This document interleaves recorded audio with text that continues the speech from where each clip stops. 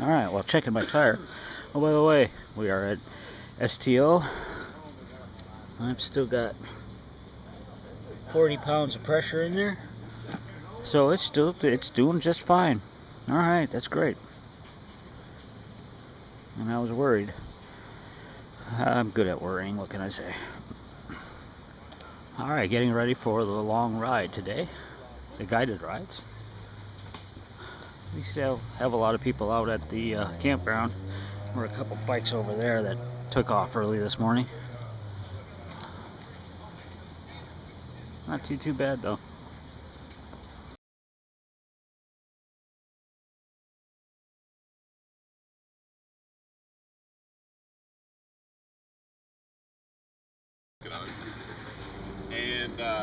And Craig's going to lead another ride, and I assume that one of you will end up doing the shorter ride. So what?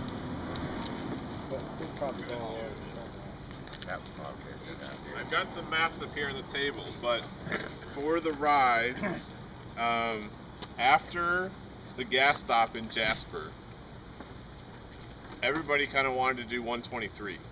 So what we were going to do was go out and take 123 down until it meets 16.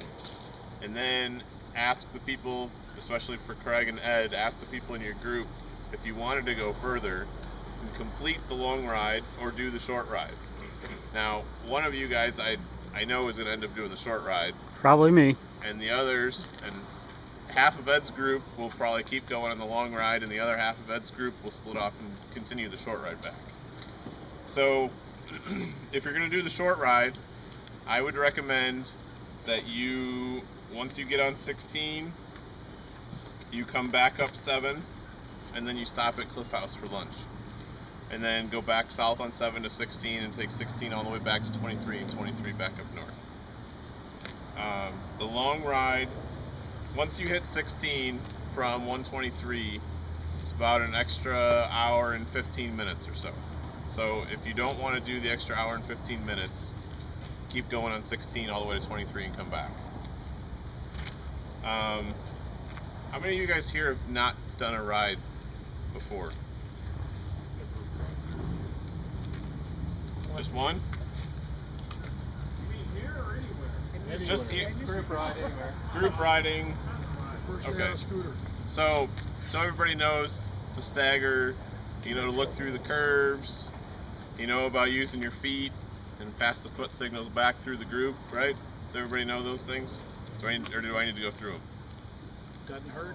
Go through them just for the sake of it. So, for staggering, the leader in the group will either be on the inside or the outside of the lane. I'm going to be on the inside. I always like going on the inside. So as you go back, everybody staggers. Inside, outside, and it's not only for visibility so that you can see further, but it's also for safety, so that if somebody has to stop, you don't have a bike directly in front of you. For Interval. Yeah. You want I'm one getting or, there, Steve. Give me a break. do you want 1 or 2 seconds between riders? One. So there are going to be sections, especially on 123, there's some hairpin turns where you're going to be going 15 miles per hour or so through some of them, where staggering doesn't work. And you don't want to stagger, you want to just have the whole lane to be able to maneuver through the curves on your own. And you'll know when these sections come up. But don't feel like you need to stagger the entire time, because there are going to be some sections where you don't want to because you need the whole lane.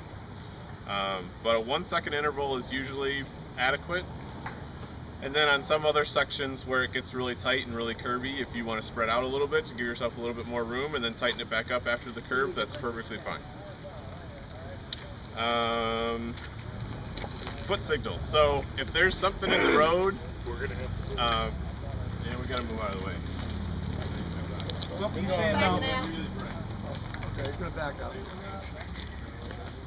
So about foot signals,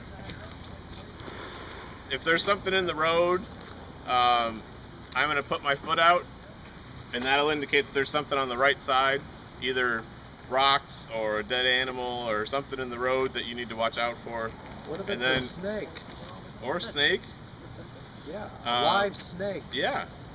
Well, then you just jump off your bike. Then it wants to wrap onto your leg when you stick it out. I hate when that happens. But pass the foot signals back so that everybody in the group has it too. So if your leader puts a foot out, either the left or the right, you need to correspond and do that so that everybody has the same warning in the group too. Hand signals. I'm not really going to use hand signals. Does anybody here normally use hand signals? Yeah, usually one finger up, single file, two fingers up, staggered. Get off my tail. There's really only, for me, there's really only one section on 123 that you really need to be single file on. The rest of it, you can go double file and be okay. I take the whole lane, so nobody come up beside me. That's fine. Other than that, I don't have. Can I suggest that people that want to ride with you get in one place? Yeah. So you see. Right. So let's do this. Craig, can you go over there by your bike? Ed, you stay All right. there, and I'll stay here. Yeah. Filled up with gas? Oh yeah. Does everybody have gas in their bike? Is everybody full? Where's the first station? Jasper. How many miles? About 100. Can everybody make it 100 miles with the gas they got? Easy. If you don't have gas, I want you to leave right now and fill up at the Conoco station around the corner. Everybody's good? Okay. So if you're going to ride with me, come over here by the tent. If you're going to ride with Craig, go over there under the tree. If you're going to ride with Ed, come over here. Craig is going to do the short ride.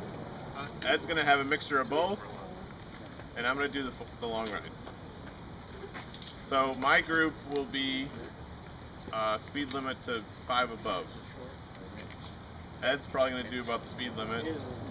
Craig, Planting you'll things. be keeping up with everybody in your group.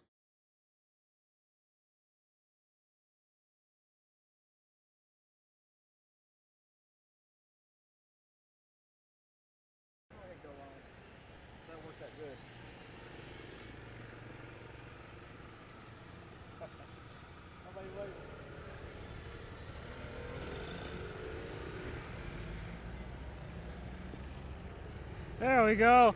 A friendly face here at STO.